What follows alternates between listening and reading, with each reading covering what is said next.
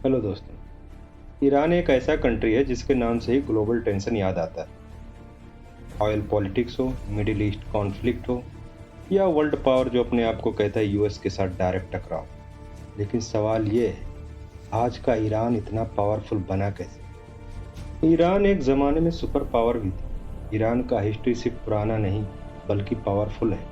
एक वक्त था जब पर्शियन एम्पायर के नाम से जाना जाता था और ये दुनिया का सबसे बड़ा पावरफुल साम्राज्यों में से एक था। एशिया, मिडिल ईस्ट, यूरोप के कुछ हिस्सों तक इसका कंट्रोल था। मतलब पावर ईरान के लिए कोई नई चीज नहीं है, ये उसकी पुरानी विरासत है। मॉडर्न ईरान की शुरुआत 20वीं सेंचुरी में ईरान पर एक किंग रूल किया करता था जिसका नाम था शाह। उस वक्त ईरान मॉडर्न बन रहा था, लेकिन एक प्रॉब्लम थी।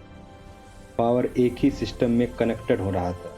वेस्टर्न इन्फ्लुएंस बहुत ज़्यादा था और आम लोग खुश नहीं थे। धीरे धीरे डिससेटिस्फेक्शन आम लोगों में इतना बढ़ता गया कि ये सिस्टम को अनस्टेबल कर दिया। ईरान के हिस्ट्री में 1979 टर्निंग पॉइंट था। 1979 में ईरान में एक मैसिव रिवॉल्यूशन हुआ। लोग सड़कों पर आ गए और पूरा सिस्टम हिल गया।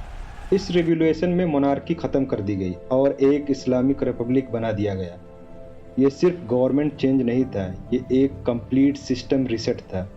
अब पावर सिर्फ पॉलिटिकल नहीं रही बल्कि रिलीजियस लीडरशिप के साथ कंबाइन हो गई और यहीं से मॉडर्न ईरान की रियल स्टोरी स्टार्ट हुई। 1979 रिवॉल्यूशन के बाद ईरान ने एक और बड़ा चैलेंज फेस किया जिसने ईरान को और स्ट्रांग बना दिया। ईरान इराक वार, जो लगभग 8 साल तक चला, 1980 से लेकर 1988 तक। ये वार लगभग 8 साल चला। इस वार ने ईरान को तोड़ दिया और बना भी दिया। इकोनॉमिक पर प्रेशर हुआ, लोगों पर इम्पैक्ट पड़ा, लेकिन एक चीज़ क्लियर हो गई, अगर ईरान को इस वर्ल्ड में सरवाइव करना है तो सेल्फ डिपेंडेंट बनना पड़ेगा। और यहीं से उसने अपनी मिलिट्री और डिफेंस सिस्टम को स्ट्रांग बनाना शुरू कर दिया। ईरान और वेस्टर्न कंट्रीज़ के बीच टेंशन कोई आज का नहीं है, इसका रूट बहुत ही पुराना है।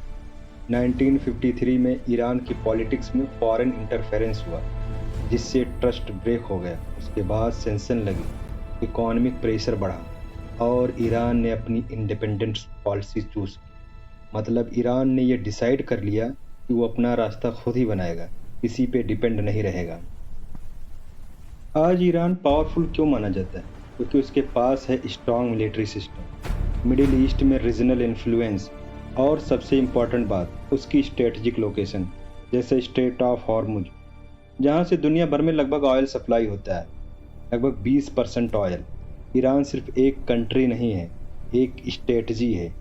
अगर ये रूट अफेक्ट होता है तो ग्लोबल इकोनॉमिक तक इम्पैक्ट पहुँचता है। ईरान की पावर सिर्फ आर्मी से नहीं है बल्कि पॉलिटिकल सिस्टम, रिलीजियस लीडरशिप और मिलिट्री ऑर्गेनाइजेशन से।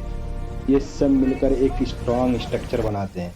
यहाँ डिसीजन सिर्फ शॉर्ट टर्म नहीं, लॉन्ग टर्म स्ट्रेटजी के बेसिस पर होता है। ईरान की पावर कोई एक दिन में नहीं बनी है, इसके पीछे एक पावरफुल हिस्ट्री है, एक मैसिव रिवॉल्यूशन है और एक टफ वार, और अभी एक ग्लोबल प्रेशर चल रहा है। सब मिलाकर ईरान को आज का ईरान बनाते हैं। ईरान की स्ट्रेंथ सिर्फ उसकी पावर नहीं, उसका सर्वाइवल माइंडसेट है। आप क्या सोचते हैं? क्या ईरान फ्यूचर में और भी पावरफुल बन सकता है? कमेंट में अपनी ओपिनियन ज़रूर शेयर करें और वीडियो इन्फॉर्मेटिव लगी है तो लाइक, शेयर और सब्सक्राइब ज़रूर करें। मिलते हैं नेक्स्ट वीडियो में।